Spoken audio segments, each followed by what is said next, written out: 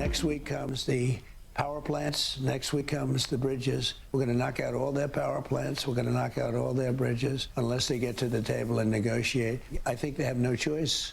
By far the most important is they will not have a nuclear weapon. मुआहिदा न किया तो अगले हफ्ते ईरान के तमाम बिजली घर और पुल तबाह कर देंगे। ट्रंप की नई धमकी। एक इंटरव्यू में कहा, ईरान पर हमले तब तक जारी रहेंगे जब तक मैं न कह दूं कि बस बहुत हो गया। अमेरिका ने मंगल को ईरान के साथ बातचीत की है और ईरान पर मुआहिदा करने पर जोर दिया है। ईरान में तवानाई के अहदाफ को आखिरी मरहले में देखा जाएगा। ईरान को बुरी तरह निशाना बना रहे हैं। ईरान में अभी कुछ जंग लड़ने की सलाहियत बाकी है, लेकिन ये बहुत ज्यादा नहीं। आलमी दबाव पर ट्रंप ने अपने हरमज पर 20% टैक्स लेने का ऐलान वापस ले लिया।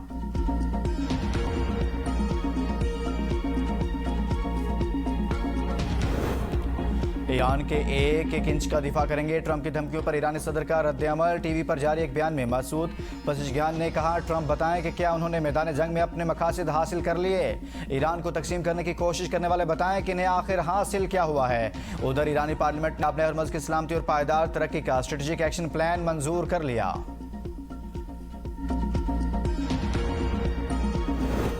अमेरिका के ईरान पर हमलों में 7 फौजियों समेत 30 शहरी शहीद। ईरानी फौज का बुज़दिलाना जारहियत का मुनासिब वक्त पर भरपूर जवाब देने का ऐलान। तर्जुमान ईरानी हुकूमत फातिमा महाजरानी ने जानी नुकसान की तस्दीक कहा कि हुकूमत पूरी ताकत से अवाम के साथ खड़ी है। जनूबी ईरान इस सरजमीन का धड़कता हुआ दिल है। सेंटकॉम के मुताबिक अमरीकी अफवाज ने बमपुर में ज़मीनी फौज के अड्डे की रिहायशी हिस्से को 13 मिसाइलों से निशाना बनाया। हमले में रिहायशी क्वार्टर्स, गेस्ट हाउसेस और गार्ड पोस्ट निशाना थी। ईरानी फौज का शुहदा के खून का बदला लेने का ऐलान। कहा, ईरान इस जारहियत का मुनासिब वक्त पर भरपूर जवाब देगा। अमेरिकी कार्रवाई को बगैर जवाब के नहीं छोड़ा जाएगा।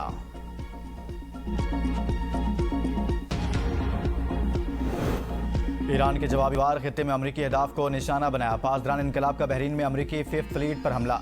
कमांड, ईंधन और साजो सामान की तनसीबात को तबाह करने का दावा। कुवैत के इलाके मीना अब्दुल्ला में अमरीकी फौजी लॉजिस्टिक और स्पोर्ट सेंटर्स को भी तबाह करने का दावा।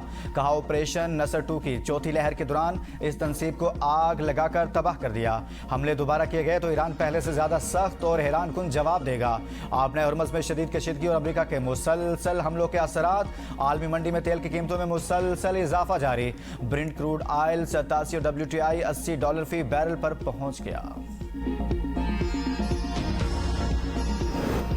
कौमी सलामती और अफवाज पाकिस्तान हमारे लिए रेड लाइन है। फौज के खिलाफ कोई बात बर्दाश्त नहीं करेंगे।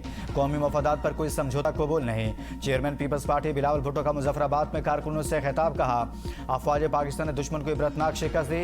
बेनज़ीर भुट्टो ने हमें सिखाया कि जहां कश्मीरियों का पसीना गिरेगा वहां हमारा खून गिरेगा। कश्मीर की आवाम से ज़ाहिर यकजहती हमारी जमात की बुनियादी पॉलिसी का हिस्सा है। इस्लामाबाद में बैठे किसी शख्स को यह कहने की इजाज़त नहीं कि वो फैसला करे कि कौन कश्मीरी है और कौन नहीं। कश्मीरियों के खिलाफ कोई गलत जुबान इस्तेमाल करता है तो हमारा दिल टूट जाता है। जब तक आज़ाद कश्मीर के हालात खराब रहेंगे तब तक कश्मीर कॉज को नुकसान होगा। हमें ख्याल रखना चाहिए कि इन हालात का कोई दुश्मन फ़ायदा ना उठाए। हमारी ख्वाहिश है कि कश्मीर के मसले का पुरअमन हल निकाला जाए। कभी नहीं चाहेंगे आज़ाद कश्मीर में दहशतगर्दी की सियासत परवान चढ़े। रियासत सरेंडर करने को तैयार नहीं। कोई ब्लैकमेल नहीं कर सकता। सियासी क़यादत, कश्मीरी रहनुमा और अवाम कौमी मफाद को मुकद्दम रखें। कश्मीरी मुहाजिरीन की नुमाइंदगी पर पीपल्स पार्टी कोई समझौता करने के लिए तैयार नहीं। आजाद कश्मीर के हालात का दरमियानी रास्ता निकालना चाहिए, बात करनी चाहिए।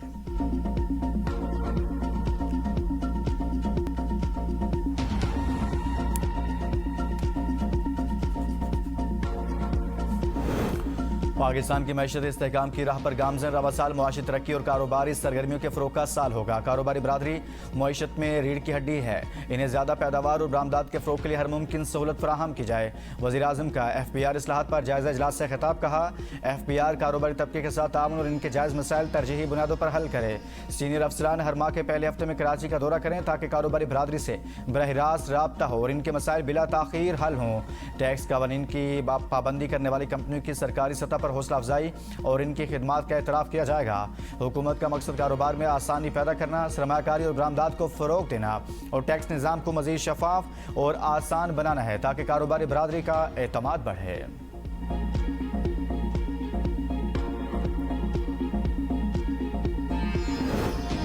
मुल्क भर के उलमा का मौलाना फजलुर रहमान से मुआफ़ी मांगने का मुतालिबा। अमीर JUI का बयान शुहदा की तौहीन करार। कौमी पैगाम अमन कमेटी के शुहदा के लवाहिकीन से जारी यकजहती। वज़ीर आला सिंध के हमरा प्रेस कॉन्फ्रेंस में अल्लामा ताहिर अशरफी ने फ़ौज के जवानों, शुहदा के अहल खाना और उनकी माओं से मुआफ़ी मांग ली।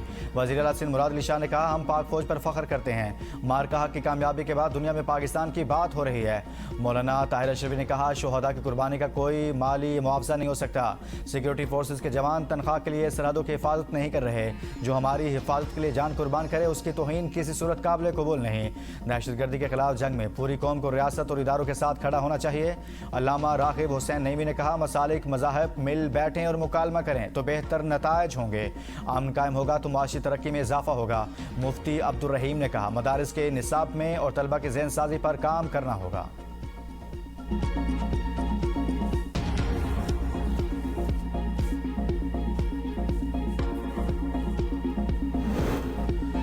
फौज के खिलाफ बयानबाजी पर दरखास्त। गुजरांवाला की अदालत ने मौलाना फजलुर रहमान को 28 जुलाई को तलब कर लिया। दरखास्त में मौक़िफ़ इख्तियार किया गया था कि मौलाना फजलुर रहमान ने पाक फौज के खिलाफ फर्जा सराई की, शुहदा का मजाक उड़ाया।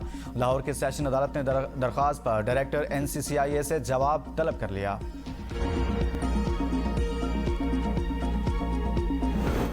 पाकिस्तान कम सिक्योरिटी फोर्सेज के शुहदा की मरहून मिन्नत है। मसाजिद, इमाम बारगाहें और मदारिस इन्हीं सिक्योरिटी फोर्सेज के शुहदा के खून की बदौलत आबाद हैं। गवर्नर फैसल करीम कुंडी कहते हैं, शुहदा हमारा सर का ताज हैं, हमारा फ़ख्र हैं। इनका बयानिया मुल्क दुश्मन बयानिया है। मुल्क दुश्मन कुव्वतें खुश होंगी। स्पीकर पंजाब असम्बली मलिक अहमद खान ने कहा, मौलाना फजलुर रहमान की बातें सियासी, अखलाकी और उसूली तौर पर दुरुस्त नहीं। इन्हें कौम से मुआफ़ी मांगनी चाहिए।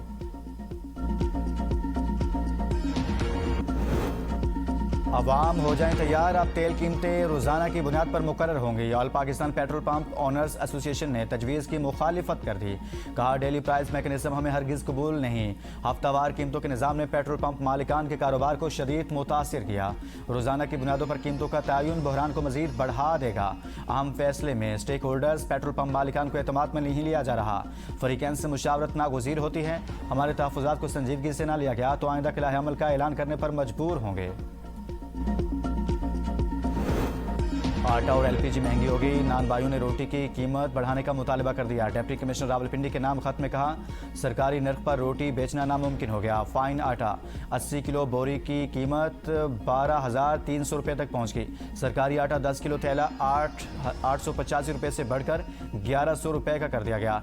LPG 550 रुपये किलो फरोख्त हो रही है। LPG का कमर्शियल सिलेंडर 18,000 रुपये से 22,000 रुपये तक पहुँच गया। रोटी की कीमत 25 रुपये से कम किसी सूरत नहीं हो सकती। पाकिस्तान में बिजनेस का बड़ा इवेंट होने जा रहा है। 160 चाइनीज़ कंपनीज आ रही हैं। वफाकी वज़ीर सेहत मुस्तफ़ा कमाल की कैसर शेख और हारून अख्तर के साथ प्रेस कॉन्फ्रेंस। कहा, 500 पाकिस्तानीज़ और चाइनीज़ कमेटी B2B कॉन्फ्रेंस होने जा रही है। इसका सब्जेक्ट हेल्थ सेक्टर पर मुश्तमिल है। 6 कैटेगरीज हैं। पाकिस्तान 90% रॉ मटीरियल बाहर से मंगवाता है। बायोटेक्नोलॉजीज, वैक्सीन, क्लिनिकल ट्रायल और हर्बल मेडिसिन शामिल हैं। वज़ीर आज़म का वज़ीर हमारे साथ काम कर रहा है।